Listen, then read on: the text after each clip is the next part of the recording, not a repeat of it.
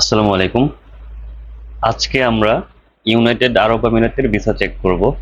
আমরা আসলে এই দেশটাকে দুবাই হিসেবে সবচেয়ে বেশি রিকগনাইজ করতে পারি, সেজন্য আমি দুবাই বলবো সুবিধার জন্য।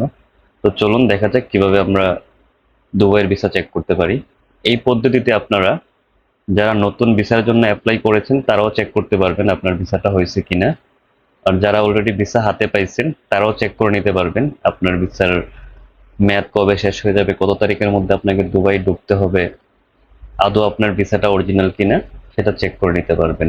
তো সেজন্য আপনারা ডেসক্রিপশনে দেওয়া লিঙ্কে ক্লিক করে এই ওয়েবসাইটে চলে আসবেন। এই ওয়েবসাইটে চলে আসলে আপনারা দেখতে পারবেন যে এখানে দুইটা অপশন আছে। ফাইল নাম্বার দিয়ে আপনারা ভিসাটা চেক করতে পারবেন, পাসপোর্ট ইনফরমেশন দিয়েও ভিসাটা চেক করতে পারবেন।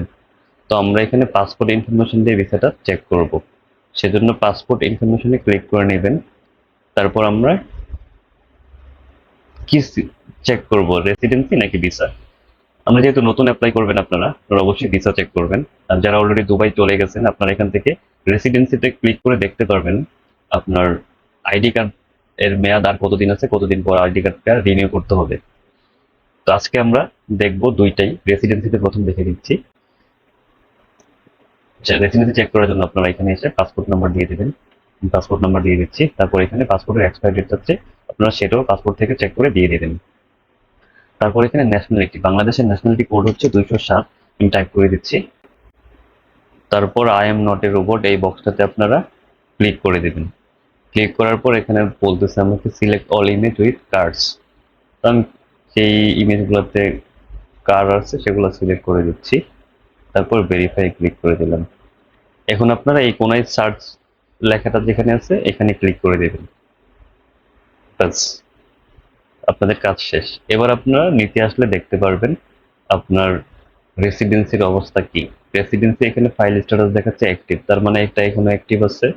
এক্সপায়ার হয়ে যাবে 23শে নভেম্বর 2025, তার মানে এটা আর অনেকদিন বাকি আছে, বলা যায় 1 বছরের বেশি সময় বাকি আছে।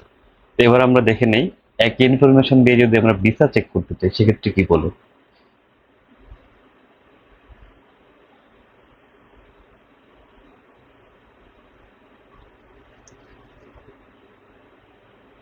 দেখুন একই ইনফরমেশন দিয়ে আমরা ভিসা চেক করতে যাচ্ছি, এখানে দেখাচ্ছে file status converted to resident, মানে এটা ভিসা থেকে অলরেডি রেসিডেন্ট হয়ে গেছে, মানে কার্ড পেয়ে গেছে।